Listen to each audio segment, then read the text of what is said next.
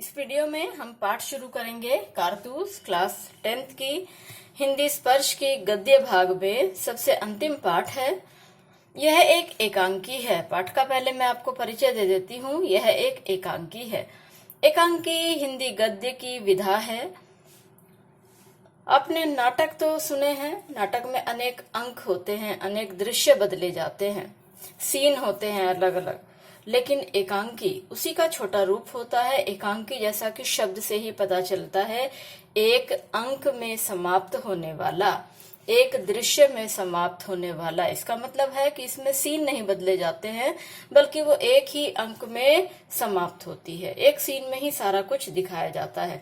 तो यह एक एकांकी है, छोटी सी रचना है और इसके द्वारा एक ऐसे बहादुर के विषय में बात की गई है, एक ऐसे बहादुर के विषय में बताया गया है जिसने देश के लिए, देश को अपना इतना प्यार किया करता था कि उसने देश के लिए अंग्रेजों से किस तरह से टक्कर ली।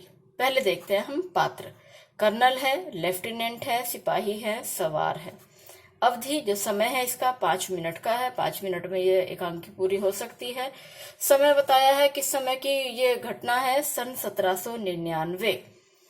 ये जो घटना हो रही है ये रात्रि का समय है जो इसमें घटना बताई गई है। स्थान है गोरखपुर का जंगल। यहाँ कर्नल कालिंज के खेमे का अंदरूनी हिस्सा है। जंगल में वे टेंट लगाकर बैठे हैं। वहां के उनके टेंट का अंदर का हिस्सा है। 2 अंग्रेज बैठे बातें कर रहे हैं। कर्नल कालिंज और एक लेफ्टिनेंट खेमे के बाहर है। चांदनी छिटकी हुई है और अंदर लैंप जल रहा है। इस तरह का ये वातावरण है। दोनों की बातचीत हो रही है। ये दोनों क्या करने बैठे हैं? यहाँ पर अंग्रेज लेफ्टिनेंट है और कर्नल है। ये दोनों क्या करने बैठे हैं? तो इनकी बातचीत पढ़ते हैं, पाठ शुरू करते हैं। कर्नल कह रहा है, जंगल की जिंदगी बड़ी खतरनाक होती है। लेफ्टिनेंट ने कहा, हफ्तों हो गए यहाँ खेमा डाले हुए। खेमा मतलब पड़ाव। यहाँ इन्होंने जो टेंट लगा रखा है, पड़ाव डाल रखा है, कई हफ्ते हो गए हैं। सिपाही भी तंग आ गए हैं। ये वजीर अली आदमी है या भूत, हाथ ही नहीं लगता। ये कह रहे हैं, देखो हमारे सिपाही भी तंग आ गए हैं, पता नहीं ये वजीर अली आदमी है या भूत है। वजीर अली को पकड़ने के लिए बैठे हैं। यही प्रमुख पात्र है। मैंने आपको पाठ परिचय में बताया था, पाठ प्रवेश में, कि मुख्य पात्र का मैं नाम आपको रचना पढ़ाते समय बताऊंगी। तो मुख्य जो इसका पात्र है, जो मेन कैरेक्टर है, वो वजीर अली है। इस वजीर अली को पकड़ने के लिए कर्नल और लेफ्टिनेंट दोनों जंगल में बैठे हैं। हफ्तों से यहाँ खेमा डाल रखा है, पड़ाव डाल रखा है, लेकिन वजीर अली इनके हाथ ही नहीं आता है। तो अब ये दोनों जो बातें कर रहे हैं, वजीर अली के विषय में बातें कर रहे हैं, कह रहे हैं, देखो ये पता नहीं आदमी है या भूत, हाथ ही नहीं लगता है। कर्नल ने कहा, उसके अफसाने सुन सुन के रॉबिन हुड के कारनामे याद आ जाते हैं। रॉबिन हुड के साथ उसकी तुलना कर रहे हैं। रॉबिन हुड के विषय में हम जानते हैं कि गरीबों का मददगार था और जो अत्याचारी थे, जो दूसरों पर दूसरों का शोषण करते थे, अत्याचार करते थे, तो उनको वह लूटता था और गरीबों की सहायता करता था। तो इस वजीर अली की तुलना ये जो अंग्रेज है, कर्नल है, लेफ्टिनेंट है, दोनों ये रॉबिन हुड से कर रहे हैं कि हमें इसके अफसाने सुनकर, इसके किस्से कहानियां सुनकर हमें रॉबिन हुड के कारनामे भी याद आ जाते हैं। अंग्रेजों के खिलाफ उसके दिल में इस कदर नफरत है। कोई 5 महीने हुकूमत की होगी, हुकूमत माने राज्य किया होगा। कह रहे हैं इस वजीर अली ने कोई 5 महीने ही अपने सत्ता पर राज्य किया होगा, लेकिन इन 5 महीनों में वो अवध के दरबार को अंग्रेजी असर से बिल्कुल पाक कर देने में तकरीबन कामयाब हो गया। कह रहे हैं इन 5 महीनों में ही, 5 महीने इसने अपनी सत्ता पर हुकूमत की है, लेकिन उतने में ही अपनी प्रजा को ये अंग्रेजों के असर से, अंग्रेजों के डर से बिल्कुल उन्हें अलग करने में, अंग्रेजों के डर से उन्हें बचाने में कामयाब हो गया था। लेफ्टिनेंट कहता है, कर्नल कालिंज, ये सादत अली कौन है?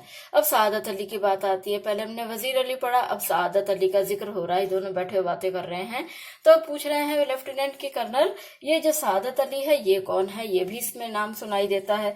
कर्नल ने कहा, ये आसिफ उद्दौला का भाई है और वजीर अली का और उसका दुश्मन है। असल में नवाब आसिफ उद्दौला के यहाँ लड़के की कोई उम्मीद नहीं थी।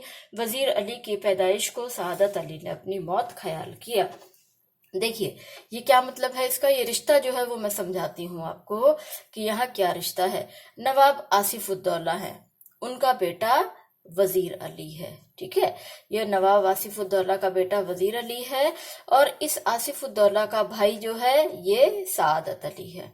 तो इन जो आसिफुद्दौला है, इनके यहाँ कोई औलाद नहीं थी। तो ऐसा होता है, जैसे आपने हरिहर काका में भी पढ़ा है कि जिनके यहाँ कोई औलाद नहीं होती है तो उनकी धन संपत्ति उनके भाई भतीजों को ही जाती है। तो यहाँ भी ऐसा ही है। तो आसिफुद्दौला के यहाँ बहुत बड़ी उम्र तक, बड़ी लंबे समय तक कोई औलाद नहीं पैदा हुई। तो ये जो सादत अली था, इनका छोटा भाई, इसने सोच लिया था मन में कि आसिफुद्दौला के बाद तो राजा बादशाह मुझे ही बनना है। लेकिन बड़ी उम्र में इनके यहाँ औलाद पैदा हुई, वजीर अली का जन्म हो गया। तो सादत अली को अब भाई और भतीजा दोनों ही दुश्मन लगने लगे। आसिफुद्दौला और वजीर अली दोनों ही दुश्मन लगने लगे। इसीलिए कहा गया है कि वजीर अली की पैदाइश को सादत अली ने अपनी मौत ख्याल किया।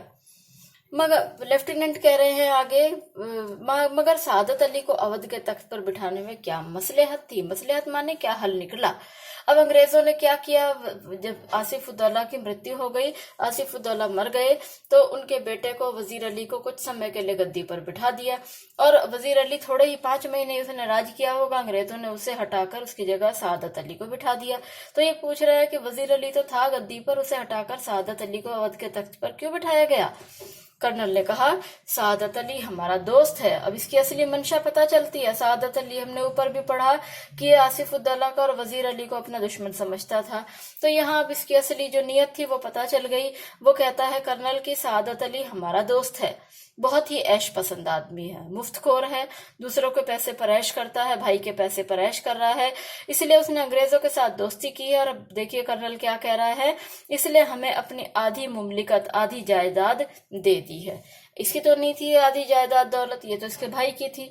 इसने वजीर अली को रास्ते से हटा दिया, अंग्रेजों के साथ मिल गया, और अंग्रेजों के साथ मिलने के लिए इसने अपनी आधी मुमलिकत जो थी वो अंग्रेजों को दे दी, और बदले में अंग्रेजों ने इसे अपना यहाँ पर अवध के दरबार पर राज्य दे दिया।